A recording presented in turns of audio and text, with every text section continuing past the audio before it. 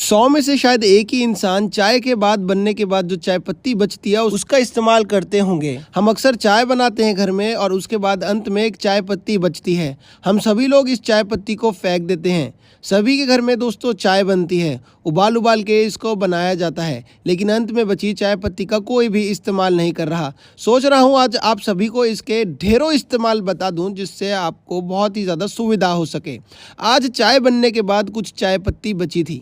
उस चाय पत्ती को आप 3 से 4 बार अच्छे से वॉश कर लीजिए। आपके सामने हमने कुछ पानी डाल के अब इसका छानना है पानी और इसको वॉश करते चले जाना है। तो वॉश करते चले जाएंगे तो इसमें से दूध के कण खत्म होते चले जाएंगे और हमें चाय पत्ती मिल जाएगी। जिस चाय